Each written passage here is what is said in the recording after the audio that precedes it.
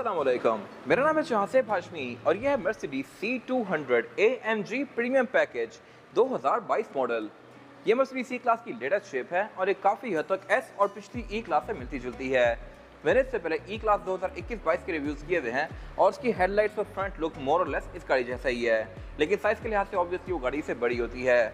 ये गाड़ी फीचर्स के लिहाज से अब बहुत ज़्यादा इक्विप्ड है और इसमें कुछ चीज़ें S क्लास जैसी भी आती हैं, जैसा कि ये गाड़ी अब 4 व्हील स्टीयरिंग ऑफर करती है, यानी कि इसके चारों टायर मुड़ते हैं। ये चीज़ पहले आपको बहुत ज़्यादा लग्जरियस कार्स में देखने को मिलती थी, अब इस तरह की छोटी छोटी कार्स में भी आ रही है। फिर इसके अलावा ये गाड़ी पैनोरामिक रूफ ऑफर करती है, इसमें फ्रंट दोनों सीट्स हीटेड हैं, साउंड सिस्टम बर्मेस्टर का है, हेडसेट डिस्प्ले भी आता है इसमें, और इसके अलावा इसमें और भी ऐसी बहुत सारी चीज़ें हैं जो कि बहुत लग्जरियस हैं और इसकी डिज़ाइन लैंग्वेज नई वाली S क्लास से काफ़ी मिलती जुलती है। तो ये गाड़ी C क्लास होती हुई प्राइस को सही जस्टिफाई करती है और इसका इंजन भी अच्छा खासा पावरफुल है और इसकी साउंड भी बहुत मजेदार है। इसके टर्बोस सही फूल करते हैं। खैर, ये सब मैं कवर करूंगा इस रिव्यू में। फिलहाल अगर बात की जाए इस गाड़ी की प्राइस की, तो ये गाड़ी 3,35,00,000 रुपए की है। 24 इंपोर्ट है और सेकंड मोटरस्पोर्ट के पास अवेलेबल है। इसमें व्हाइट कलर की गाड़ी भी अवेलेबल है। सो आपने अगर इनके बारे में कोई इन्फॉर्मेशन लेनी है तो आप दिए गए नंबर पर कॉल कर सकते हैं या फिर आप सेकंड मोटरस्पोर्ट को विजिट कर सकते हैं, जो कि रावलपिंडी में DH2 के गेट 1 के ऑपोजिट लोकेटेड है। सेकंड मोटर्स की टोटल 2 ब्रांचेस हैं, एक रावलपिंडी में मरी रोड पे और फिर एक रावलपिंडी में ये वाली ब्रांच। इन दोनों ही ब्रांचेस पे गाड़ियों की बाइंग एंड सेलिंग के साथ साथ गाड़ियों के काम भी किए जाते हैं, जैसे कि tint, wrap, ceramic coating, PPF, graphene coating, यहाँ पे गाड़ियाँ फेसलिफ्ट भी की जाती हैं और इसके अलावा यहाँ पे फिर एक पेंट बूथ भी अवेलेबल है। सो गाड़ियों की modification, buying and selling, car care या किसी भी तरह के काम के लिए cycle Motors and cycle motorsports is the place. Overall, it's a great C class, and today I'm going to review it.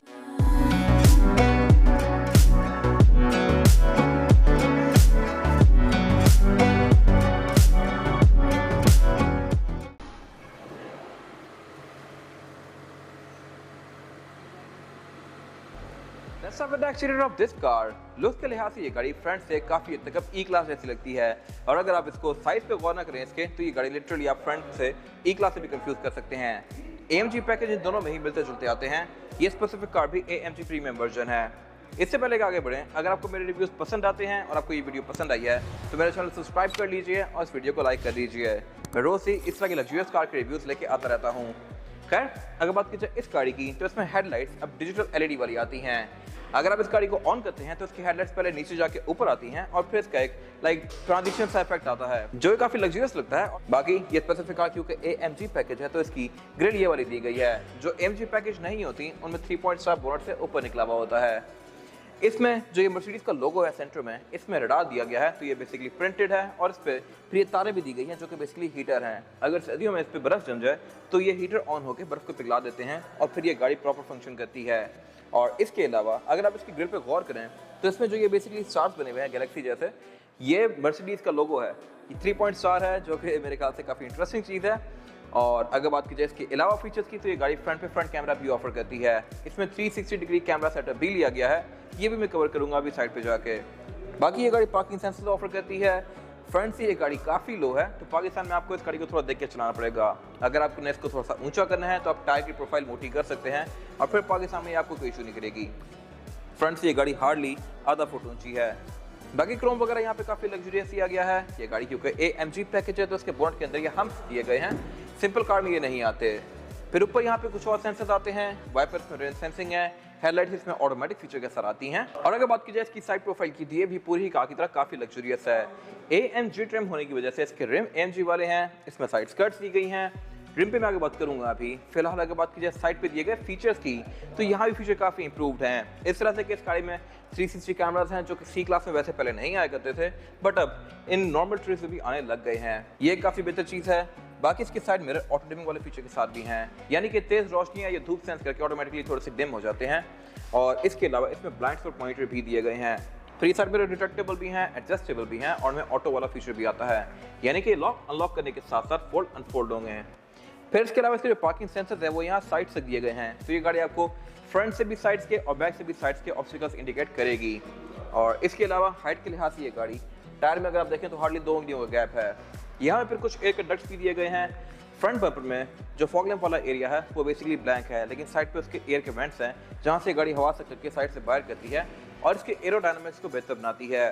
फिर AMG पैकेज में डिस्क भी पंच होल्स के साथ आती हैं, इसका क्या फ़ायदा है ये भी मैं आगे कवर करूंगा इस रिव्यू में। और अगर बात की जाए इस गाड़ी की एब्सोल्यूट साइड प्रोफाइल की, तो साइज़ के लिहाज से ये गाड़ी एक सी सेगमेंट की सेडान है। सी क्लास बेसिकली सी सेगमेंट को ही रिप्रेजेंट करता है और ये गाड़ी साइज़ के लिहाज से सेवी के ग्रैंडे वगैरह जितनी है। इससे बड़ी फिर ई क्लास है, उससे बड़ी एस क्लास है। ई क्लास डी सेगमेंट की सेडान होती है, S class full size sedan होती है। खैर इसके अलावा यहाँ पे एक और फीचर अच्छा ऑफर कर दिया गया है और वो है 4 व्हील स्टीयरिंग। अगले टायरों को अगर आप टर्न करेंगे तो उसके पिछले टायर भी हल्का हल्का टर्न करते हैं, जो कि इसकी टर्निंग को बेहतर बनाते हैं। और जब आप इस गाड़ी को चलाते हुए टर्न करते हैं पहली बार, तो ये आपको लिटरली एक दफ़ा फील करवाती है कि ये गाड़ी आम गाड़ी की तरह टर्न नहीं हो रही, इसकी टर्निंग बेहतर है। फिर इसके अलावा इस गाड़ी में स्मार्ट एंट्री भी आती है चारों ही डोर्स में, यानी कि मैं चारों ही डोर से इस गाड़ी को लॉक और अनलॉक कर सकता हूँ। और इसके अलावा ये गाड़ी पैनोरामिक रूफ भी ऑफर करती है, तो ये भी एक बहुत ज़बरदस्त चीज़ है अपनी कैटेगरी के लिहाज से। इसकी पूरी ही रूफ ग्लास में है और इसका यहाँ तक एक इतना बड़ा सारा पोर्शन ओपन होता है। इसके अलावा यहाँ पे एल्यूमिनियम की फ्रिल्स दी गई हैं जो कि इसकी लुक्स को बेहतर बना रही हैं। और अगर बात की जाए इस वाले एरिया की, तो ये गाड़ी बैक से आके एकदम से खत्म हो जाती है। लाइक ये पीछे से थोड़ी सी अंदर की तरफ मोड़ी है। इससे पिछले जनरेशन भी काफ़ी हद तक ऐसी ही थी। उससे पहले वाली सी ग्लास काफ़ी बेहतर थी, बैक पे वो प्रॉपर एक बॉक्सी सी लुक देती थी। अब ये मर्सिडीज वगैरह नई जितनी भी हैं ये सारी बड़ी गोल मोल सी कर दी गई हैं। खैर इसके अलावा इसमें ये जो एयर प्रेस हैं कंपनी स्टैंडर्ड ही आए हुए हैं। एंट्री और एग्जिट भी इस गाड़ी में आसान है, ये कोई खास लो नहीं है, अब इसमें सुकून से बैठ निकल सकते हैं। फिर इसके अलावा अगर आप गौर करें इसकी छत पे, तो इसकी जो पैनोरामिक रूफ के साथ प्लास्टिक की फ्रिल्स दी गई हैं, इसके अंदर छोटे छोटे बॉक्सेस दिए गए हैं। ये बॉक्सेस बेसिकली इसके रूफ रैक के लिए हैं। फॉरेन कंट्रीज़ में कुछ लोग इसके ऊपर प्रॉपर रूफ रैक लगा के ऊपर एक बॉक्स लगा लेते हैं या फिर कुछ भी लगा लेते हैं, स्कीज या फिर अपना साइकिल वगैरह माउंट कर सकते हैं इसके ऊपर। और इसके अलावा यहाँ पे रैक लगा के आप सामान भी रख सकते हैं। ये चीज़ मेरे ख्याल से इस गाड़ी की लुक को ख़राब करने वाली बात है, बट अगर आप करना चाहें तो आप कर सकते हैं। यहाँ पे इसके प्रॉपर माउंट्स दिए गए हैं। फिर इसके अलावा फ्यूल डोर इसमें राइट साइड पे आता है। इसके बाद अगर बात कीजिए इस गाड़ी के रेयर एंड की, तो ये भी लुक्स के लिहाज से बहुत लग्जरियस है और लिटरली ये बैक से मिनी एस क्लास है।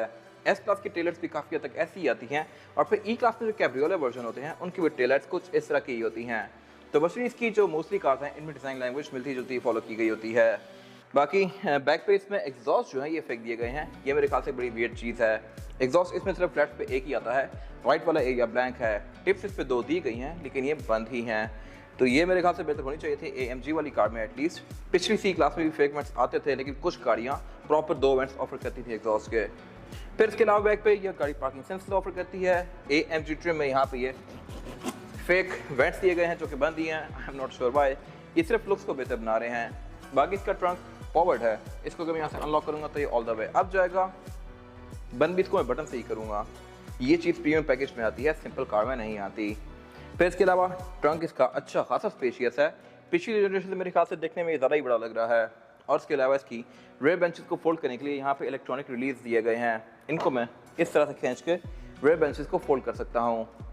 बाकी इसके अलावा फिर इसमें नीचे एक ये लिड दी गई है जिसको उठा के मैं स्टोरेज एरिया एक्सेस कर सकता हूँ। ये गाड़ी स्पेयर टायर ऑफर नहीं करती। बाकी ट्रंक इसका काफ़ी वेल इंसुलेटेड है और इसके अलावा यहाँ कुछ खास है नहीं।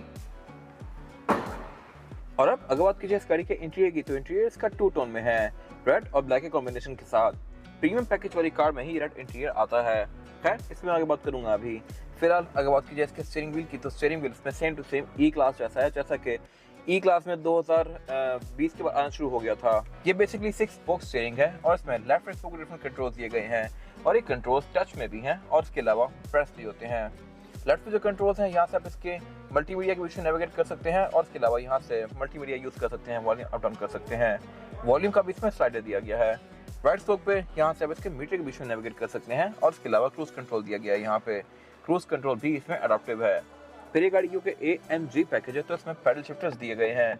और यहाँ पे एक और चीज़ बड़ी वियर्ड है, वो ये है कि इसका जो गियर का स्टॉक है ये बड़ा चीप सा है। I am not sure why ऐसा है। अगर ये मेटल कार हो तो बहुत बेहतर था, बट इतनी महंगी गाड़ी में ये इतना ज़्यादा बड़ा सारा पार्ट प्लास्टिक का दिया गया है, तो ये मेरे ख्याल से बहुत वियर्ड सी चीज़ है। ये एक मेन चीज़ है जो कि आप गाड़ी में बैठते सारी पहली बार टच करेंगे और यही प्लास्टिक की है तो ये आपको थोड़ी सी चीज़ सी फील देती है। मेरे ख्याल से बेहतर हो सकता था। बाकी इसमें जो गेयर सिलेक्शन है वो है P-R&D की। पैडल शिफ्टर से आप इसको मैनुअली भी चला सकते हैं ऑब्वियसली। और इसके अलावा इसमें मैग्नेटिक फंक्शन भी आता है। जब भी मैं इसका इग्निशन ऑन करूंगा तो इसकी सीट भी एडजस्ट होती है और इसका स्टीयरिंग व्हील भी। और अगर बात कीजिए इसके मीटर की, तो मीटर पूरी ही स्क्रीन है और ये डैशबोर्ड से अलग से ऊपर निकला हुआ है। यह भी काफ़ी हाई डेफिनेशन और इस गाड़ी की बाकी सीन के साथ काफ़ी अच्छे से ब्लेंड कर रहा है। इसकी आप थीम्स को भी चेंज कर सकते हैं और इसके अलावा ये गाड़ी आपको बहुत सारी चीज़ें शो करवाती है, जैसा कि ट्रिप्स, एवरेज किलोमीटर पर लीटर, आउटसाइड टेम्परेचर। यहाँ पर आप मैप्स भी ओपन कर सकते हैं, गाड़ी की स्टार्ट भी यहीं पे आती हैं। इसमें TPM भी आता है, यानी कि टायर प्रेशर मॉनिटर, और इस तरह की इसमें काफ़ी सारी लग्जरियस चीज़ें दी गई हैं जो कि इस गाड़ी की फील को बहुत अच्छा बनाती हैं। और इसकी ट्रांजिशंस हैं ऑन और ऑफ होने की भी, ये भी नई वाली मर्सिडीज जैसी हैं जितनी नई गाड़ियाँ आ रही हैं। इसके अलावा पीछे इसके मीटर जितना ही बड़ा हेड्सअप डिस्प्ले दिया गया है, ये भी मेरे ख्याल से बहुत ज़बरदस्त चीज़ है। इतना बड़ा हेड्सअप डिस्प्ले मैंने इससे पहले सिर्फ iX में देखा था, BMW में, बट इसमें भी दे दिया गया है। और इसकी भी आप थीम्स को चेंज कर सकते हैं, मीटर के साथ साथ आप इसकी थीम्स को भी सिंक कर सकते हैं। और इसमें ये गाड़ी फिलहाल मुझे रेड कलर का मीटर शो करवा रही है, इसको अगर मैं ब्लू, वाइट या किसी भी कलर का करना चाहूँ तो कर सकता हूँ। और इसके अलावा इसकी स्टैट्स को भी मैं काफ़ी हद तक चेंज कर सकता हूँ। फिर इसके अलावा अगर बात की जाए डैशबोर्ड की, तो ये डैशबोर्ड लुक्स के लिहाज से तो काफ़ी प्रीमियम है, लेकिन साइज़ के लिहाज से छोटा है। ऑब्वियसली ये गाड़ी क्योंकि एक C क्लास है, E क्लास में इससे ज़्यादा बड़ा और वाइड होता है, S क्लास में और भी बड़ा होता है, बट इसमें जितना एरिया है ये है काफ़ी लग्जूरियस। सेंटर में इसके 3 एयर वेंट्स दिए गए हैं, 2 साइड्स पे दिए गए हैं, और इन एयर वेंट्स के अंदर भी एम्बिएंट लाइट्स आती हैं। ये एयर वेंट्स टर्बाइन डिज़ाइन में है और इनकी जो फील है ये काफ़ी प्रीमियम है। और सेंटर में आने पे ये टिक की साउंड प्रोड्यूस करती हैं इस तरह से, ताकि आपको आइडिया हो जाए कि ये सेंटर में आ गया है। तो ये एक सेटिस्फाइंग सी साउंड है। फिर इसके अलावा इनके ऊपर एक ये सबवूफर दिया गया है, नीचे मल्टीमीडिया स्क्रीन दी गई है, और ये स्क्रीन बिल्कुल S क्लास जैसी है। S क्लास में जैसे थोड़ी सी बड़ी होती है, EQS में भी ये थोड़ी सी बड़ी आती है, बट लुक्स उसकी मोर और लेस ऐसी ही होती हैं। फीचर्स में अच्छे दिए गए हैं, जैसा कि Bluetooth, aux, navigation, USB, Android Auto, Apple CarPlay। इसमें मैप्स भी काफ़ी ज़बरदस्त किस्म के आते हैं। और इसके अलावा क्लाइमेट कंट्रोल भी आपको यहीं पे शो होता है। क्लाइमेट कंट्रोल वाला एरिया इसका फिक्स ही है, आप इसको मूव नहीं कर सकते, ये यहीं पर रहेगा हर टाइम। लेकिन मेरे ख्याल से अगर ये फिजिकल बटन होते तो ज़्यादा सेटिस्फाइंग होते हैं। इसका क्लाइमेट कंट्रोल फुल करने के लिए आप यूँ tap tap tap tap tap tap करते हैं, जबकि अगर नॉब होता तो आपको घुमा के आपका काम खत्म। और आपको पता होता है कि आप सामने देखते हुए अगर नॉब घुमा रहे हैं तो ये एयर वेंट का नॉब है, बट इस के केस में आपको देखना पड़ता है, और फिर आप एयर फ्लो को ज़्यादा करते हैं, या टेम्परेचर भी आप इसी तरह देख के ऊपर नीचे करेंगे। डायल्स मेरे ख्याल से यहाँ पे बेहतर ऑप्शन थे। इसके अलावा यहाँ पे ड्राइव मोड्स भी आते हैं, इसके एम्बिएंट लाइट्स भी इसकी आप यहीं से एडजस्ट कर सकते हैं, और इसकी भी अलग अलग जोन्स दी गई हैं। अगर बात कीजिए एम्बिएंट लाइटिंग की जोन्स की, तो जो ये डैशबोर्ड की एम्बिएंट लाइट्स हैं इनको आप अलग से एडजस्ट कर सकते हैं, पाँव की अलग से कर सकते हैं, और इसके अलावा बाकी ऊपर का लेवल भी अलग से डिफाइन कर सकते हैं। और इसके अलावा ऑब्वियसली इनको आप RGB भी रख सकते हैं। फिर नीचे यहाँ पे एक फिजिकल बटन का डायल दिया गया है। बेसिकली ये भी फिजिकल बटन नहीं है, लेकिन एक अलग से एरिया है, यहाँ से इसके ड्राइव मोड्स के बीच में स्विच कर सकते हैं इस तरह से। और फिर इसमें 360 डिग्री कैमरा सेटअप भी आता है, तो आप उसको भी यहाँ से ऑन कर सकते हैं। फिर साथ यहाँ पे बेसिकली फिंगरप्रिंट सेंसर दिया गया है। ये फिंगरप्रिंट सेंसर वो नहीं है कि जिससे आप गाड़ी को ऑन करेंगे, ये बेसिकली आपकी प्रोफाइल्स हैं। अगर लेट्स सपोज मैं पैसेंजर 1 हूँ और मैंने यहाँ पे फिंगरप्रिंट लगा दिया है, तो जब भी मैं बैठ के यहाँ पे फिंगरप्रिंट लगाऊंगा, ये गाड़ी मेरे हिसाब से एयर वेंट्स को, गानों को, सीट को, स्टीयरिंग को एडजस्ट कर देगी। और इसके अलावा पैसेंजर 2 और 3 सेटिंग सेव कर सकते हैं। फिर साथ यहाँ पे इसका वॉल्यूम रॉकर दिया गया है, आप इसको स्लाइड करके वॉल्यूम को कम ज़्यादा कर सकते हैं। फिर इसके आसपास वाला सारा एरिया ये बेसिकली एक टेक्सचर्ड पैटर्न में है, और इसकी फील भी काफ़ी प्रीमियम है। और इससे पीछे एक काफ़ी बड़ा सारा एरिया बेसिकली कप होल्डर्स के लिए डेडिकेट किया गया है। यहाँ पर ये 2 कप होल्डर्स दिए गए हैं, साथ एक स्टोरेज पॉकेट दी गई है, और फिर आगे यहाँ पे एक स्टोरेज बॉक्स दिया गया है जहाँ पर अपना फ़ोन रख सकते हैं। ये वायरलेस चार्जिंग पैड नहीं है, अगर होता तो मेरे ख्याल से बहुत अच्छी बात थी, बट इसमें नहीं दिया गया। फिर इसके अलावा यहाँ पे C2C पावर आउटलेट आता है, और उससे पीछे इसका सेंटर कंसोल दिया गया है। ये भी अच्छा खासा स्पेशियस है, और ये स्प्लिट में है। इसके अलावा अगर बात की जाए सीट्स की, तो ये भी इसकी काफ़ी प्रीमियम और ग्रिपी सी हैं। साइड से आपको सही हक करती हैं, और इनके अंदर आप सही जम के बैठते हैं। कॉर्नरिंग पे भी आप बिल्कुल स्लिप नहीं होंगे इसमें। और प्रीमियम पैकेज में ये डुअल कॉम्बिनेशन में आती हैं, रेड और ब्लैक के। सिंपल कार में ये ऑल ब्लैक होती हैं, या फिर बेज, आइवरी वगैरह होती हैं। ये चीज़ एक एड ऑन फीचर है जो कि इस गाड़ी में लिया गया है। इसके अलावा अगर बात की जाए इसके डोर्स की, तो ये भी सेम कॉम्बिनेशन में है, लेकिन इसमें प्लास्टिक वाला एरिया काफ़ी ज़्यादा कर दिया गया है। इसके अलावा यहाँ पे इसकी ये एम्बिएंट लाइट्स दी गई हैं डोर लॉकर के आसपास। डोर लॉकर भी इसके मेरे ख्याल से बेहतर हो सकते थे। डोर ओपन करते ही मेरी सीट एडजस्ट हो रही है, ताकि मैं आसानी से एंट्री एग्जिट कर सकूँ। विंडोज़ के कंट्रोल्स में ज़्यादा सेटिस्फाइंग है एज़ कम्पेयर टू पहले वाली कार। और इसके अलावा इसमें फिर ये साइड मिरर के कंट्रोल्स भी यहीं पे दिए गए हैं। साइड मिरर इसमें रिट्रैक्टेबल आते हैं, एडजस्टेबल आते हैं, ऑटो वाला फीचर भी दिया गया है इनमें। और उससे आगे फिर इसका एक स्पीकर दिया गया है। साउंड सिस्टम ये गाड़ी बर्मेस्टर को ऑफर करती है। फिर इसके अलावा इसकी सीट के एडजस्टमेंट जो है ये थोड़ी डिफरेंट है as compare to any other Mercedes. ये मूव नहीं करती, आप इसको अगर आगे की तरफ पुश करेंगे तो ये हिलेगा नहीं, लेकिन सीट आगे होना शुरू हो जाएगी इस तरह से। Same goes for headrest, thigh support, हर चीज़ इसकी इसी तरह फिक्स रहती है, मूव नहीं करती, लेकिन सीट मूव होना शुरू हो जाती है। फिर इसके अलावा इसमें सीट्स हीटेड आती हैं फ्रंट पे। फ्रंट की दोनों सीट्स में मेरी फंक्शन दिए गए हैं। और अगर बात की जाए ऊपर रूफ लाइनर की तो इसमें ऑल ब्लैक है। ऊपर यहाँ पे माइक्स दिए गए हैं सारे पैसेंजर्स के पास ताकि आवाज़ भी इसकी काफ़ी क्लियर जाए। और इसके अलावा वैनिटी मिरर भी इसमें ड्राइवर और पैसेंजर दोनों के लिए दिए गए हैं विद अ लाइट जो कि ऑटोमेटिकली ऑन होती है। इस एरिया में जो सबसे ज़्यादा सेटिस्फाइंग चीज़ है वो है इसकी पैनोरामिक रूफ का कंट्रोल। अगर मैं इस एरिया में स्लाइड करूँगा तो इसकी रूफ बंद होना शुरू हो जाएगी लाइक दिस। ओपन भी इसको मैं स्लाइड से कर सकता हूँ। इससे ज़्यादा सेटिस्फाइंग रेंज रोवर का होता है वो बेसिकली सिर्फ एक जेस्चर होता है। आप ये पीछे की तरफ जब स्वाइप करेंगे तो इसकी सनरूफ ओपन होना शुरू हो जाएगी। बट यही मेरे ख्याल से एक बड़ी मजे की चीज़ है। ऊपर यहाँ पे कुछ और बटन दिए गए हैं, साथ एम्बियंट लाइट्स दी गई हैं। यहाँ पे ये रियर व्यू मिरर भी इसका ऑटो डिमिंग वाला आता है। बट बिल्ड क्वालिटी मेरे ख्याल से पहले थोड़ी सी बेहतर थी। अब यहाँ पे सब कुछ थोड़ा फ्लिमसी सा है। अगर मैं इसको पुश करूँगा तो हर चीज़ अब हिलना शुरू हो गई है। Same goes for centre. Material सब उतने प्रीमियम फील नहीं होते बट स्टिल नॉनदलेस ये गाड़ी अच्छी है। बाकी पैनोरामिक रूफ इसमें अच्छी खासी बड़ी दी गई है तो इसमें बेसिकली अंदर से बाहर का व्यू भी काफी अच्छा आता है। और इसके अलावा यहाँ कुछ खास है नहीं। और इसके बाद अगर बात की जाए स्काई मिरर पैसेंजर्स के लिए सीटिंग कैपेसिटी की तो ये भी बैक पे लग्जरियस है लेकिन कुछ बहुत सारा स्पेशियस नहीं है।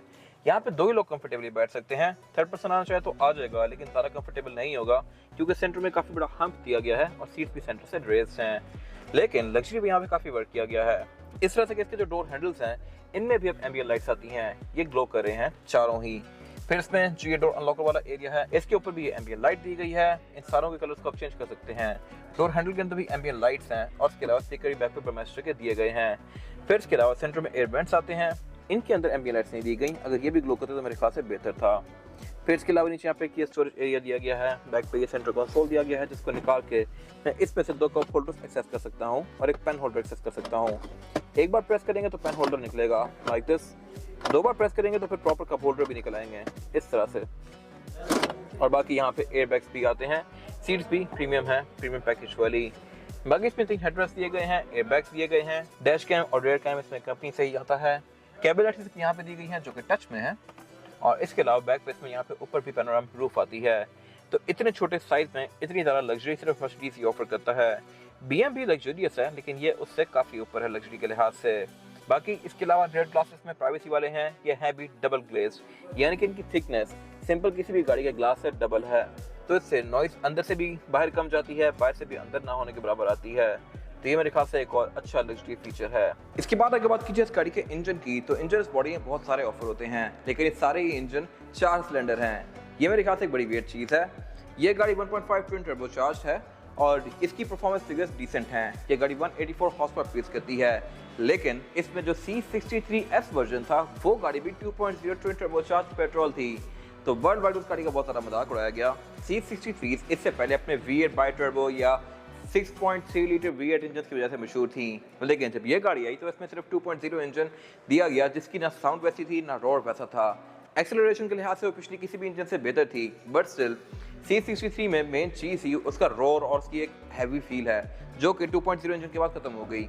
तो खैर इस शेप में जो C63S वर्जन था वो ऑलमोस्ट फ्लॉप रहा और शायद मर्सिडीज उसमें कुछ टाइम बाद अब आगे V8 इंजन शायद दोबारा से कंटिन्यू कर दे बट फिलहाल ये गाड़ी एक बेस्ट ऑप्शन है। इसमें इंजन 1.5 है, इनलाइन 4 सिलेंडर है और वो शो कराने के लिए इस पर ये 4 लाइन्स दी गई हैं इसके हुड के ऊपर। बाकी इसके इंजन की साउंड जो है वो बहुत सेटिस्फाइंग है। आप इसको रेस से छोड़ते हैं तो ये प्रॉपर स्पूल करता है इसका टर्बो। बाकी इसके अलावा ये इंजन 184 हॉर्स पावर प्रोड्यूस करता है। एवरेज के लिहाज से भी डिसेंट है। ये आपको शहर में तकरीबन 12-13 तक की एवरेज दे सकती है जो कि बहुत अच्छी एवरेज है इतनी लग्जरियस और इतनी महंगी कार के लिहाज से। फिर इसके अलावा इसका इंजन भी काफ़ी टाइटली पैक्ड है। यहाँ पे बहुत सारे कंपोनेंट्स दिए गए हैं और इसके अलावा इसके इंजन पे के अंदर स्टेनलेस स्टील भी काफ़ी सारा दिया गया है और एल्यूमिनियम भी जिसकी वजह से इसकी स्ट्रेंथ भी बेहतर हो गई है और वेट भी कम हो गया है। वेट रिडक्शन फ्यूल एफिशिएंसी को बेहतर बनाने में काफ़ी हेल्प करती है। फिर इसके अलावा इसके अंदर ABS, traction control, drive modes वगैरह ये सारी चीज़ें आती हैं। इंजन बेस का है भी काफ़ी वेल इंसुलेटेड। अंदर भी यहाँ पे इंसुलेशन दी गई है और इसके अलावा बोनट इस गाड़ी का हाइड्रोलिक से बना होता है। बाकी इसके अलावा यहाँ कुछ खास है नहीं। इसके बाद अगर बात की जाए इस गाड़ी के टायर साइज की, और टायर साइज जो ऑफर करती है C क्लास, ये आगे है 225, 45 और 18 और पीछे है 245, 40 और 18। पिछले टायर ज़्यादा बड़े हैं, अगले कम बड़े हैं यानी कि स्टैगर्ड। और इसका बेसिकली पर्पस ये है कि ये गाड़ी रेयर व्हील ड्राइव है तो बैक पे जितनी पावर जाती है इंजन की उसको अकोमोडेट करने के लिए टायर बड़े रखे गए हैं ताकि व्हील स्पिन कम से कम हो। बाकी इसके अलावा स्पेसिफिक कार मॉडल AMG वाले हैं तो ये 18 इंचेस के हैं और इसमें काफ़ी बड़ा सारा एरिया बंद दिया हुआ है। ये बेसिकली मर्सिडीज का नया डिज़ाइन है। ई क्लास में भी एक अलग से एरिया ऐड कर दिया गया है ग्रे कलर का AMG रिम्स में। तो ये मर्सिडीज का ही कोई तरीका है लुक्स को बेहतर बनाने का, और मेरे ख्याल से ये अच्छे से काम कर रहा है। खैर, इसके अलावा AMG वाली कार में जो डिस्क हैं ये वेंटिलेटर आती हैं। इनमें पंच होल्स दिए गए हैं जो कि इसकी ब्रेक को जल्दी ठंडा होने में काफ़ी हेल्प करती है। और इसके अलावा इसके जो ब्रेक कैलिपर हैं इनके ऊपर ही मर्सिडीज बेंज की बैजिंग दी गई है। ये भी सिंपल कार में नहीं आती। बाकी इस गाड़ी में ABS, traction control, drive modes, 4 wheel steering, इस तरह की बहुत सारी चीज़ें आती हैं जो कि इस राइड को बेहतर बनाती हैं। ये था आज का रिव्यू। अगर आपको ये रिव्यू पसंद आया है तो इस रिव्यू को लाइक कीजिए, मेरे चैनल को सब्सक्राइब कीजिए, और अगर आपके पास इस गाड़ी से रिलेटेड कोई भी राय है तो उसको कमेंट सेक्शन में शेयर जरूर कीजिएगा, ताकि वो लोग जो ये गाड़ी लेने वाले हैं वो आपकी राय से फ़ायदा उठा सकें। अपना ख्याल रखिएगा। Thank you.